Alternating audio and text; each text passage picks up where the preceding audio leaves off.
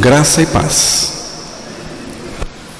Estamos estudando as cartas de Pedro e vamos continuar meditando, lendo, porque estamos fazendo leitura. Estamos lendo a palavra, a carta de Pedro. E vamos continuar onde nós paramos da última vez. 1 Pedro capítulo 4, versos 12 ao 19. Vamos ouvir a leitura da palavra de Deus. Amados, não estranheis o fogo ardente que surge no meio de vós, destinado a provar-vos, como se alguma coisa extraordinária vos estivesse acontecendo. Pelo contrário, alegrai-vos na medida em que sois coparticipantes dos sofrimentos de Cristo, para que também na revelação de sua glória vos alegreis exultando. Se pelo nome de Cristo sois injuriados, bem-aventurados sois, porque sobre vós repousa o Espírito da glória e de Deus. Não sofra, porém, nenhum de vós como assassino, ou ladrão, ou malfeitor, ou como quem se intromete em negócios de outrem. Mas se sofrer como cristão, não se envergonhe disso. Antes, glorifique a Deus com este nome. Porque a ocasião de começar o juízo pela casa de Deus é chegada. Ora, se primeiro vem por nós, qual será o fim daqueles que não obedecem ao Evangelho de Deus? E se é com dificuldade que o justo é salvo, onde vai comparecer o ímpio, sim, o pecador? Por isso também os que sofrem segundo a vontade de Deus, encomendem a sua alma ao fiel Criador na prática do bem. Que Deus revele a sua palavra aos nossos corações.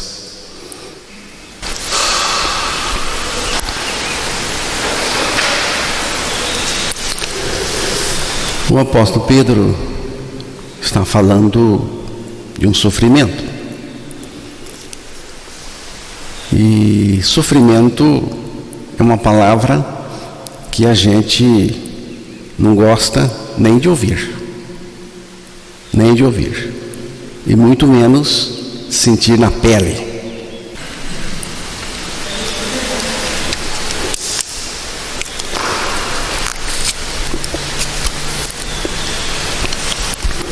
Como eu disse, sofrimento é uma palavra que nós não gostamos nem de ouvir, muito menos sentir na pele. Gênesis capítulo 2, verso 8. Repare para o lugar onde Deus preparou e colocou o homem que ele havia criado. E plantou o Senhor Deus um jardim no Éden, na direção do Oriente, e pôs nele o homem que havia formado.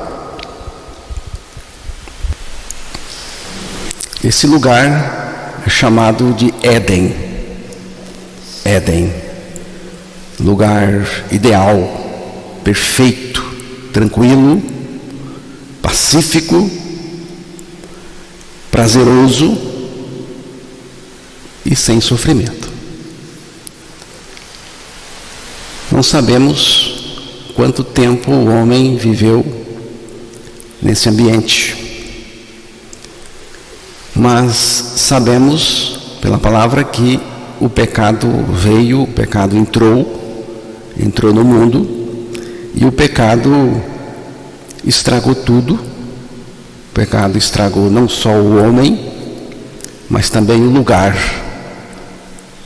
onde o homem tinha sido colocado por Deus. E nós almejamos um lugar onde possamos viver isentos de sofrimentos. Mas um lugar assim, neste mundo, não existe. João capítulo 16, versículo 33.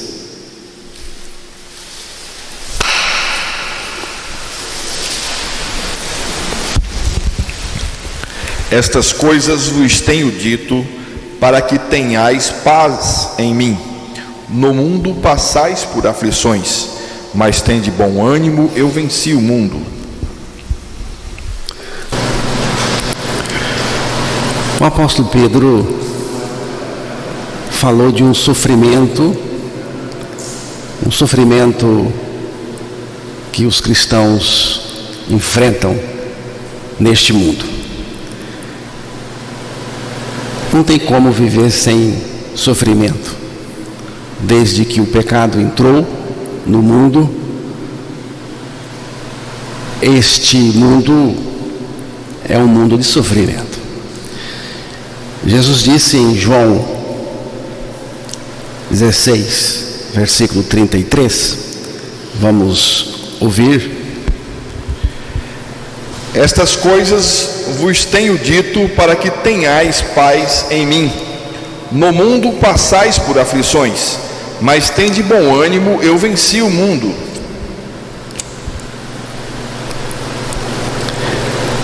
Existe um sofrimento causado por nós mesmos.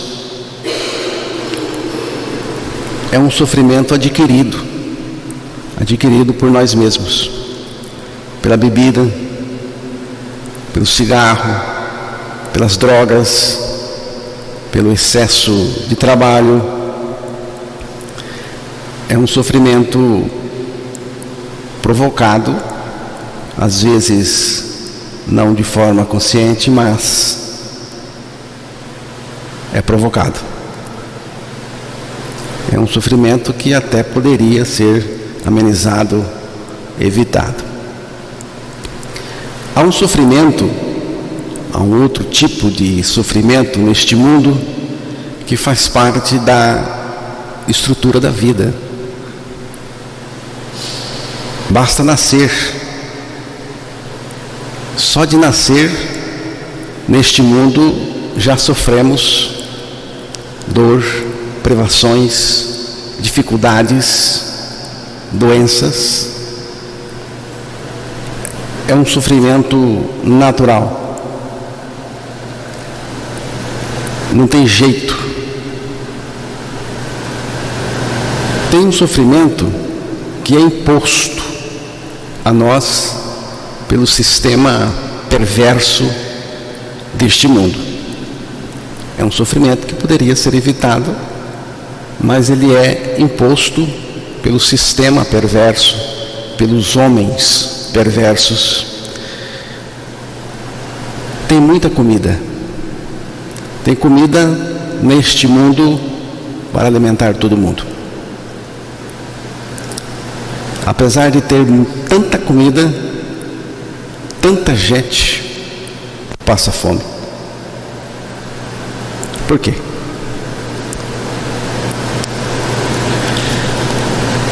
O ser humano, ele faz guerra por petróleo. Petróleo. Faz guerra por coisas até insignificantes. E tudo isso provoca um sofrimento muito grande no mundo e nas pessoas. Evidente que todos esses tipos de sofrimentos têm a ver com o pecado, têm a ver com a entrada do pecado no mundo. Além desses sofrimentos mencionados por nós, ainda há um sofrimento específico, um sofrimento por causa de Cristo, por causa da nossa experiência com Cristo, por causa da nossa fé. E é desse sofrimento por causa de Cristo, sofrimento que enfrentamos por causa da nossa fé, da posição da nossa fé em Cristo Jesus, da palavra e do Evangelho, que Pedro está tratando agora no texto que foi lido. É um sofrimento específico para os cristãos verdadeiros, aqueles que amam o Senhor Jesus. É um sofrimento por causa de Cristo, por causa da justiça de Cristo, por causa do nosso posicionamento de fé em Cristo. Amados, não estranheis o fogo ardente que surge no meio de vós, destinado a provar-vos, como se alguma coisa extraordinária vos estivesse acontecendo. Pedro está falando aqui desse sofrimento por causa de Cristo, porque nós cremos em Jesus, porque com Ele morremos, com Ele ressuscitamos, e Ele vive em nós. Cristo vive em nós a sua vida justa e santa. E por causa disso, Paulo fala e por causa disso o apóstolo Pedro fala de um sofrimento. Ele fala de um fogo ardente, intenso, que acontece no meio dos cristãos. Um sofrimento, um fogo que arde, que queima. Mas ele diz aqui que não é para você pensar que está acontecendo alguma coisa diferente, alguma coisa estranha, extraordinária. Ele diz aqui que é um fogo ardente que surge, é um sofrimento destinado a provar-vos. Destinado. Quem destinou? Não é o diabo, é o próprio Deus que está no controle de tudo.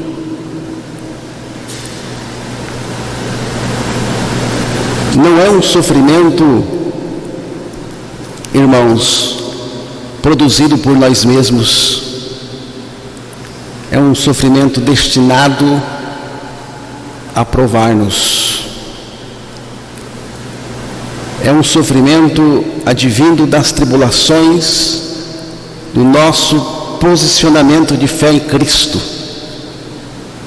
E Deus, Ele usa esse sofrer, Ele usa esse fogo ardente, como chamou Pedro, para fazer um trabalho em nós, nosso caráter.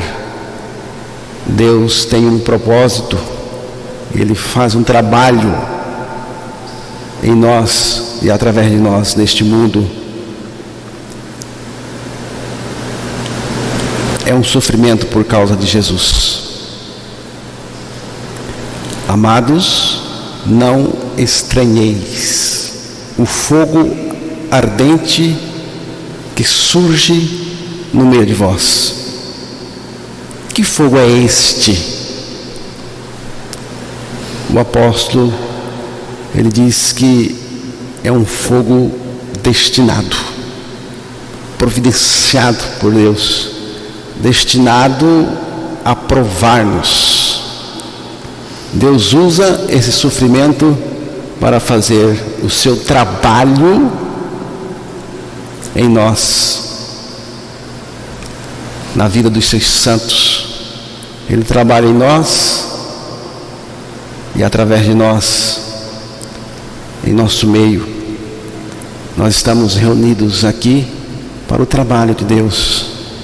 Não é eu trabalhando para Deus, é Deus trabalhando. Deus tem um trabalho, por isso que Ele está em nós, Ele está no nosso meio, e por meio da sua palavra, Ele está fazendo um trabalho, trabalhando cada um de nós, individualmente e também do ponto de vista coletivo. Então, irmãos, quando isto que esse fogo ardente estiver acontecendo, não fique desanimado, não se transforme em vítima, mas pelo contrário, alegre-se no Senhor. Versículo 13, você pode ler novamente?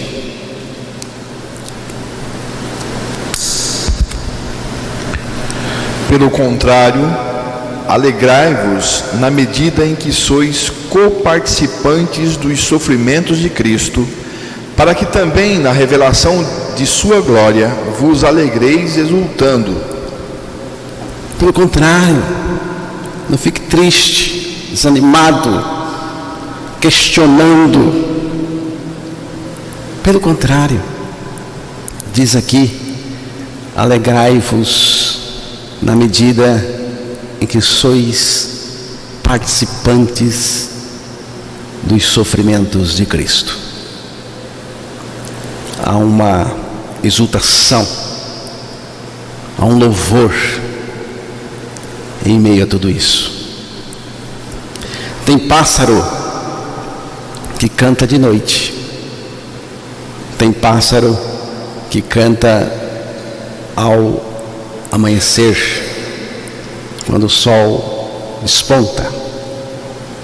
O rouxinol canta à noite, a cotovia canta ao amanhecer. Tem gente que é mais cotovia do que rouxinol, porque só sabe cantar quando o sol aparece, quando a luz de dia. Quando a noite desce, ou quando as nuvens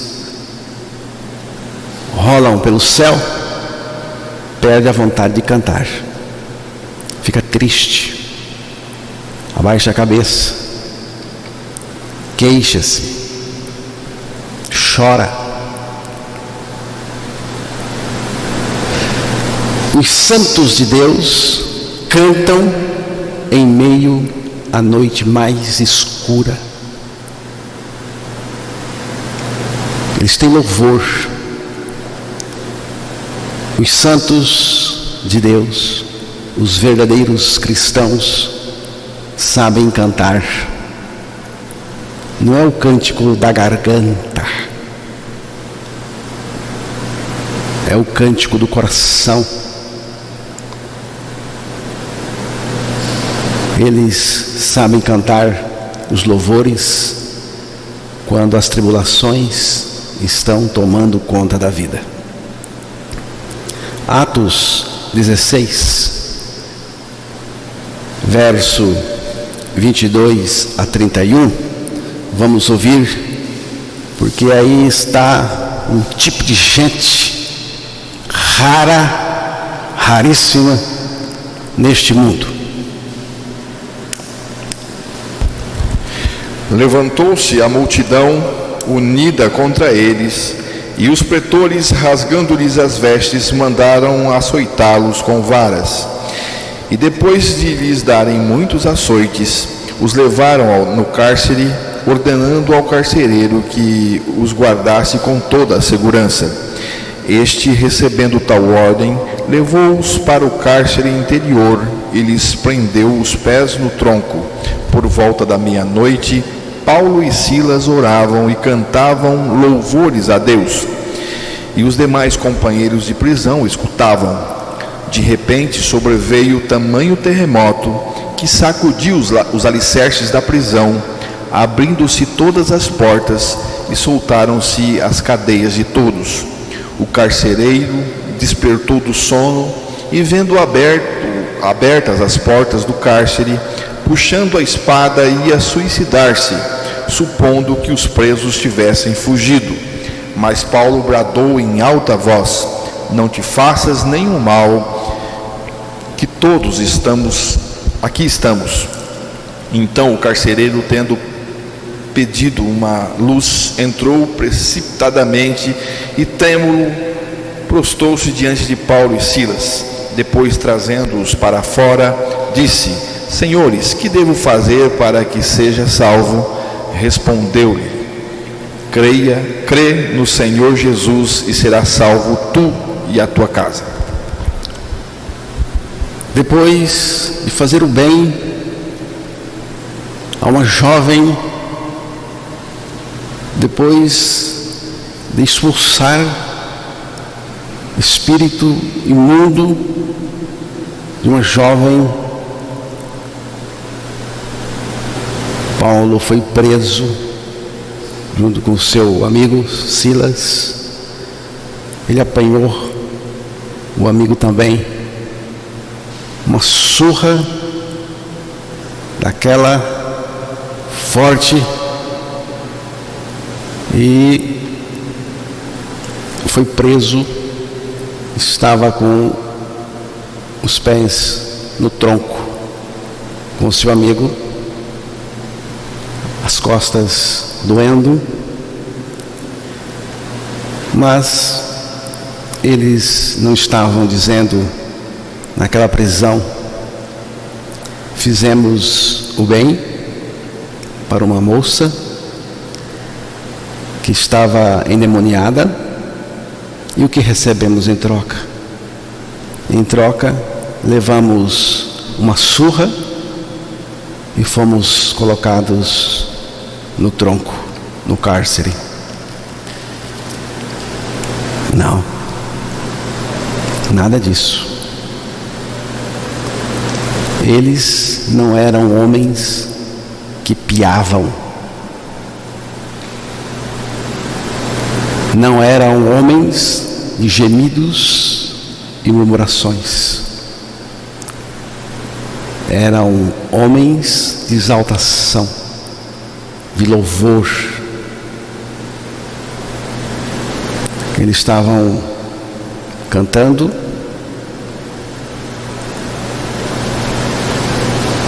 ele e o seu amigo Silas, cantando louvor a Deus, exaltando o Deus Altíssimo. Provavelmente não era uma voz bonita, afinada, mas o que manda é o coração. Não tinha queixas. Fiz o bem, olha o que eu estou recebendo em troca.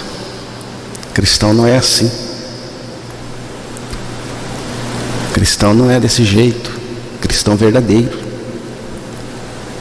Certa vez, um irmão muito conhecido aqui, de quem eu gostava muito,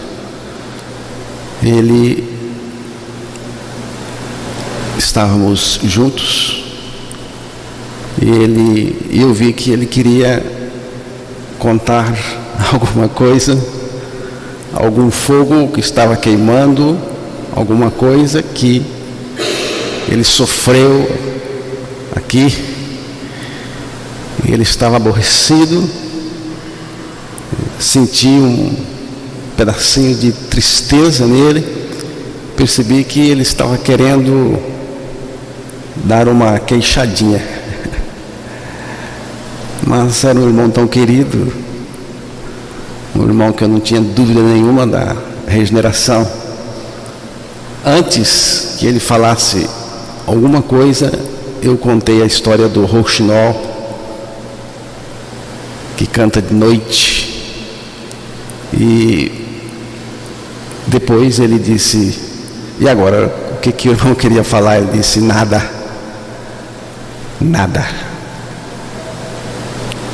Tudo o que eu quero é ser o rouxinol de Deus, aquele que louva a Deus em meio à tribulação, as coisas injustas que acontecem com a gente. Irmãos, essa atitude de louvar a Deus em meio ao sofrimento, como nós vimos aqui com o apóstolo Paulo e com Silas, e também com esse irmão que eu mencionei, é uma atitude extremada na graça de Deus na nossa vida. Se pelo nome de Cristo sois injuriados, bem-aventurados sois. Preste bem atenção no que o apóstolo está dizendo aqui. É o verso 14, pode ser lido aí novamente.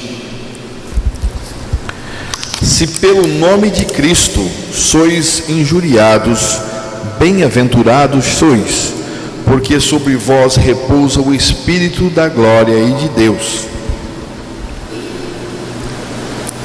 Esse versículo fala de uma felicidade muito estranha. Se pelo nome de Cristo sois injuriados, bem-aventurados sois. Bem-aventurados sois. Mas no versículo 15, ele faz uma advertência a todos nós. Não sofra, porém, nenhum de vós como assassino, ou ladrão, ou malfeitor, ou como quem se intromete em negócios de outrem. Pedro coloca 4 categorias de coisas aqui. Ele disse: não sofra. Eu estou falando de sofrimento, não aquele sofrimento adquirido por nós.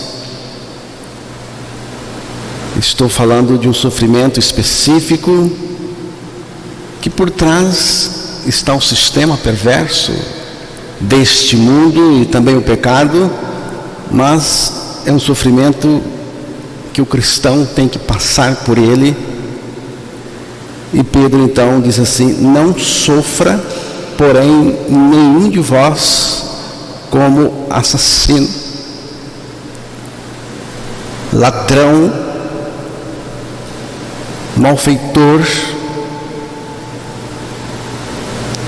ou como quem se intromete em negócios de outrem. Temos que sofrer por causa de Cristo, mas não por causa disso, um sofrimento causado por mim mesmo. Versículo 16. Mas se sofrer como cristão, não se envergonhe disso, antes glorifique a Deus com esse nome. Se sofrer como cristão, não se envergonhe disso. Pelo contrário, se alegre. Se sofrer como cristão. O que é um cristão? O que é um cristão? Tudo indica, irmãos, que era um apelido, mas não parece que fosse algo que incomodasse os discípulos de Jesus. Pelo contrário, os identificava como alguém unido ao Senhor, os seguidores de Cristo, identificados com Cristo. Ser cristão, da forma como eu entendo, é alguém que morreu e ressuscitou com Cristo, e Cristo vive nele, e através dele a sua vida justa e santa. Já estou crucificado com Cristo e vivo, não mais eu, mas Cristo vive em mim. Irmãos, ou morremos e ressuscitamos em Cristo, ou não faz sentido nenhum ser cristão. Nenhum sentido. Só assim podemos ser cristãos verdadeiros, viver neste mundo como irmãos verdadeiros, amando uns aos outros e sem nenhuma estrutura religiosa corrompida. Precisamos considerar: você é um cristão verdadeiro? Você sofre por causa do nome de Jesus? Você sofre como cristão? Aquele que morreu com Cristo, ressuscitou com Cristo, aquele que possui a vida de Cristo, está tomado pela vida de Cristo. Cristo vive em você. Versículo 17. Porque a ocasião de começar o juízo pela casa de Deus é chegada. Ora, se primeiro vem por nós, qual será o fim daqueles que não obedecem ao Evangelho de Deus? Porque a ocasião de começar o juízo pela casa de Deus é chegada. Ora, se primeiro vem por nós, qual será o fim daqueles que não obedecem ao Evangelho? Pedro faz uma pergunta: qual é o fim daqueles que não obedecem ao Evangelho de Deus? Qual é o fim deles? É o inferno, é a perdição eterna. Precisamos obedecer o Evangelho. Mas o que é o Evangelho? E o que significa obedecer o Evangelho? O Evangelho tem a ver com a morte de Jesus, com a ressurreição de Jesus. Mas nós sabemos pela palavra de Deus que a morte de Jesus é uma morte compartilhada, que a ressurreição de Jesus é uma ressurreição compartilhada, que Jesus compartilhou conosco a sua morte na cruz. Com Ele morremos para o pecado, ficamos libertos. Que Jesus compartilhou conosco a ressurreição, sua vida, e que Ele mesmo está em nós, vivendo a vida que Ele compartilhou conosco. Cristo é a nossa vida, Cristo vive em nós, o nosso viver é Cristo, como disse o apóstolo Paulo. É o Evangelho, é o Evangelho. Pelo critério do Evangelho, eu morri com Cristo, também ressuscitei, e agora Ele vive em mim. É o Evangelho. O que significa obedecer o Evangelho? Significa receber em nós os efeitos poderosos do Evangelho, receber em nós a nossa morte com Cristo, receber em nós a nossa ressurreição com Cristo, receber em nós o próprio Cristo. Isso é obedecer o Evangelho. Se você não obedecer o Evangelho, você está perdido. Qual será o fim daqueles que não obedecem ao Evangelho? O inferno, a perdição. Só tem um jeito de ser salvo, e esse jeito é crer no Evangelho, porque o Evangelho é o poder de Deus para a salvação de todo aquele que crê. O Evangelho é o poder de Deus, poder que nos salva. O que significa dizer que o Evangelho é o poder de Deus? porque está falando da morte de Jesus, está falando da ressurreição de Jesus. Poder maior não existe.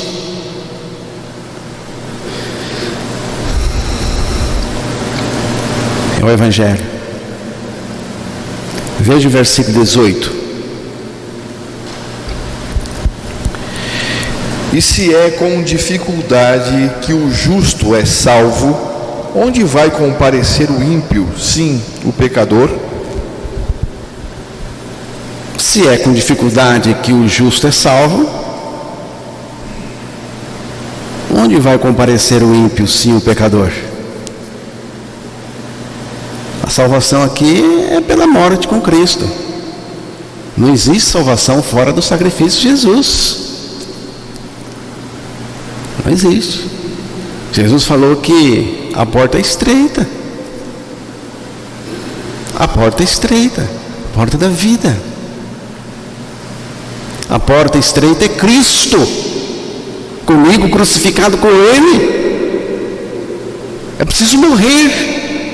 Tem que morrer. Essa porta é a porta da morte. Se você quiser experimentar a vida com Cristo, você tem que entrar pela porta da morte, com Ele na cruz.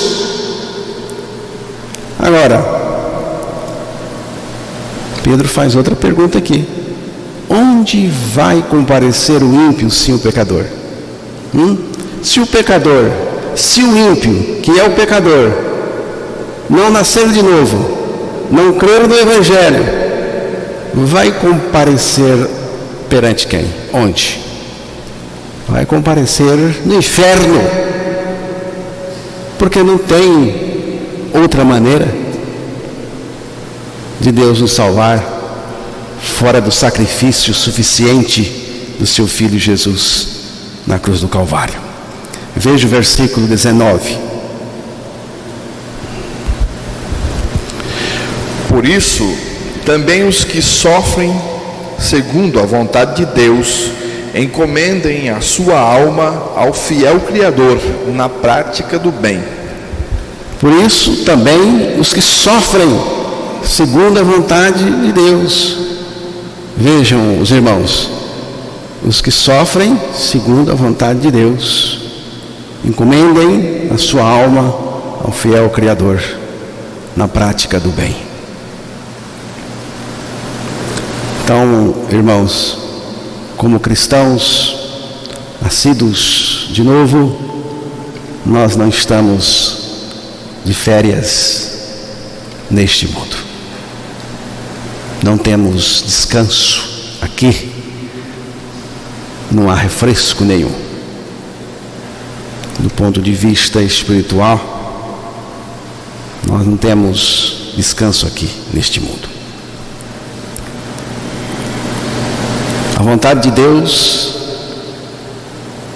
é a melhor coisa que existe para nós, ainda que ela seja dura para nós, tá? A vontade de Deus é a melhor coisa para você, ainda que essa vontade de Deus seja uma vontade dura para a sua vida, aparentemente falando, humanamente falando.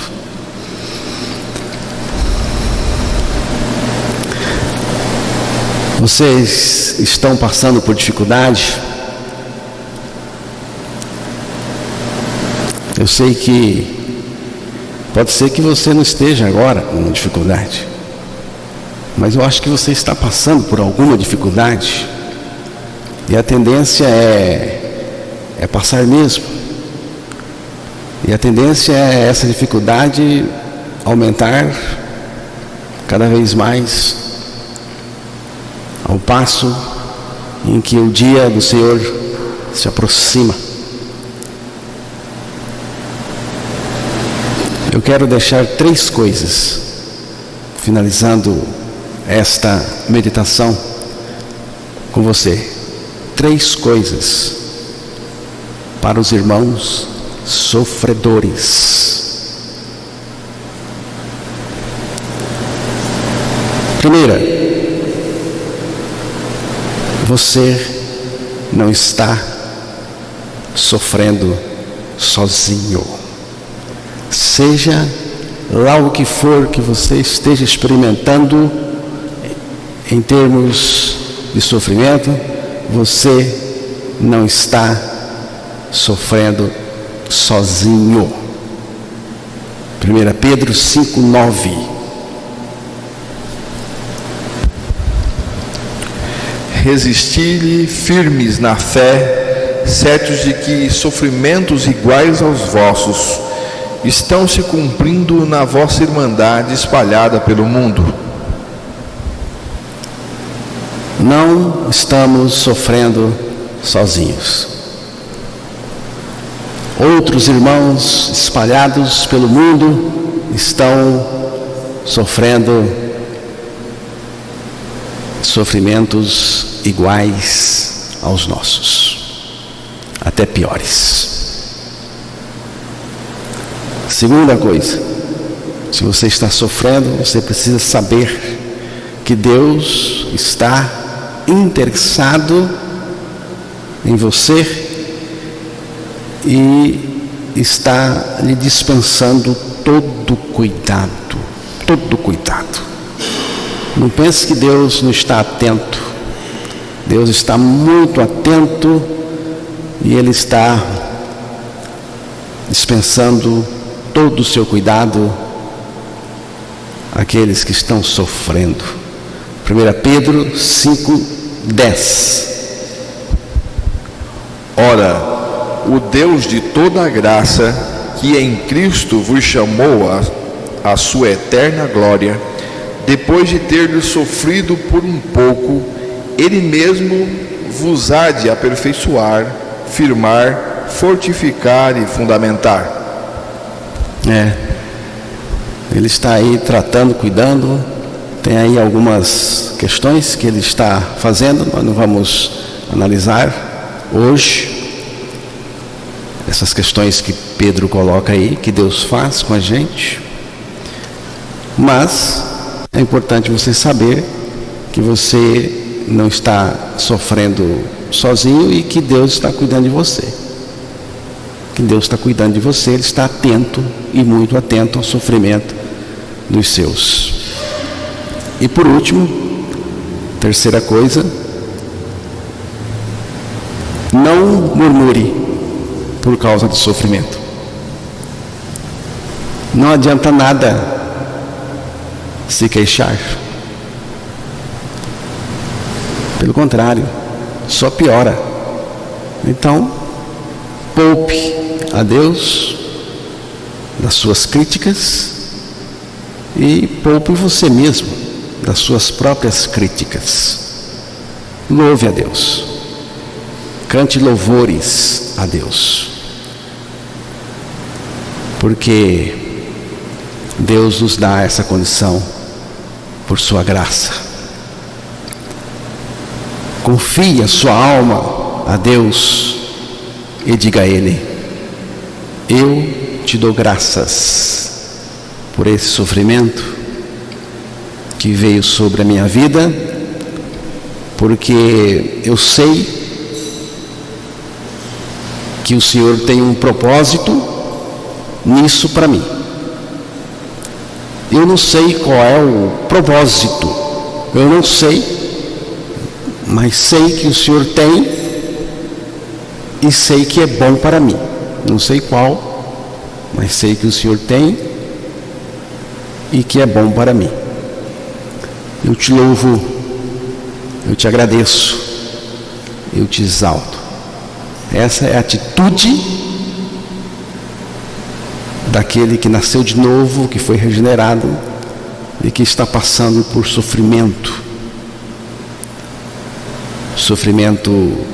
específico, sofrimento por causa de Cristo, por causa do Evangelho, por causa da nossa fé em Cristo Jesus neste mundo.